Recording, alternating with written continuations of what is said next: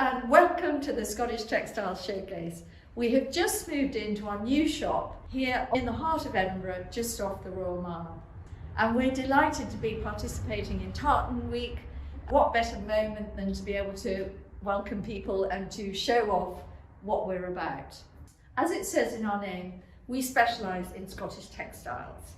We have a range of different products on our shelves: tweeds, tartans, cashmere, linen and lace. And for us, what's really important about all the products we sell is not just the products themselves, but the people who make them.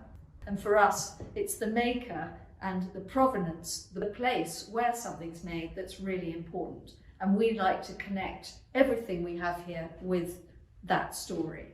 Our Meet the Makers map is for us a really important focal point of our shop. And actually it's what draws people in, because it's showing who is making what, where.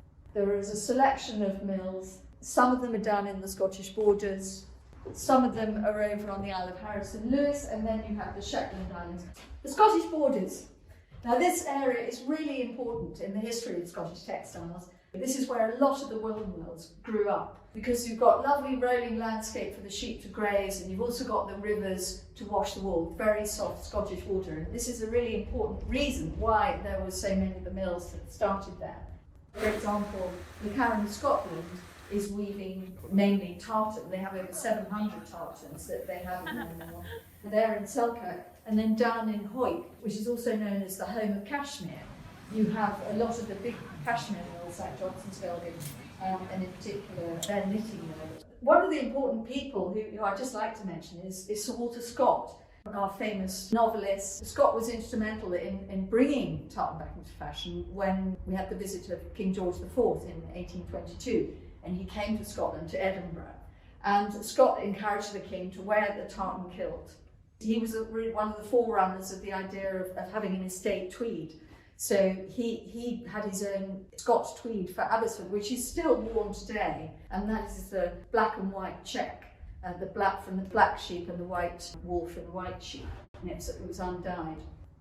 There's nothing I enjoy more than taking our customers off the beaten track to visit the working wool mill, and going around the mill in person, seeing the machinery in action, to really get an understanding of how things are made. It's when you get an understanding of these really intricate processes that go on that one has a real appreciation of the value of a product when it comes out, when it's finally finished, and when it goes on the shelf in the shop. Also, we talk about the landscape, the Scottish landscape. This is a cashmere throw, but it's the colours, the purples and the greens, and the browns here, which one can immediately connect with the Scottish landscape. It's really important to tell that story to our customers and to give them an understanding of what made in Scotland really means.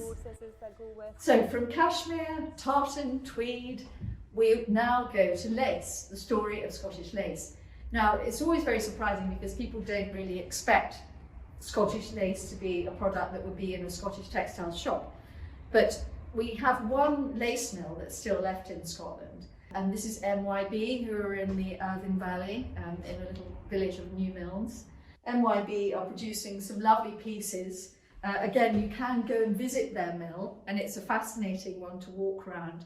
They've got the widest Nottingham lace loom in the world, so they've been able to produce these really wide panels of lace, which quite often can get used in film sets or theatres, and also in grand houses, and word has it that they have been used in the White House. So moving on from lace, we'll now go on to see the story of Harris tweed. From the land comes the cloth, and nowhere is that more true than for Harris tweed, which is made on the Isles of Harris and Lewis in the Outer Hebrides. Harris tweed is the only cloth in the world which is protected by an Act of Parliament. It has to be woven in the Outer Hebrides of Scotland and using wool that's been dyed and spun in the Outer Hebrides, and it has to be woven by the weavers who live in the Outer Hebrides. There's nothing that I like more than going to the island and going to the home of the weavers, and then you get an appreciation of where they live, the landscape around their house, and the cloth that they're designing.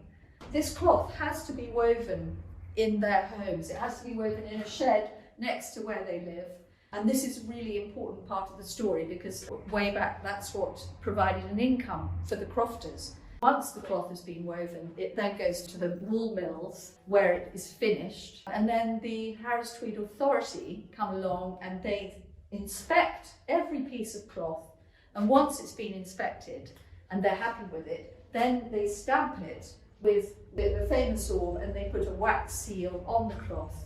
For me, what's really special about Harris Tweed is the fact that the wool is dyed before it's spun. And this gives the cloth its great depth of colour. I like to be able to explain to our customers is that, okay, we've got this bolt of Harris Tweed cloth here, but we know who it was woven by. In this particular case, it's Donald John Mackay, who's been a Harris Tweed weaver for all his life, as was his father before him.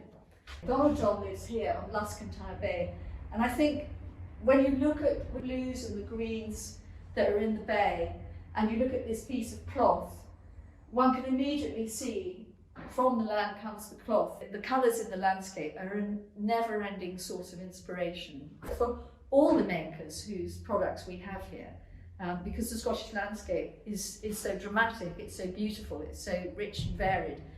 Thank you so much for watching, and we do hope that we can welcome you to Edinburgh in person one day.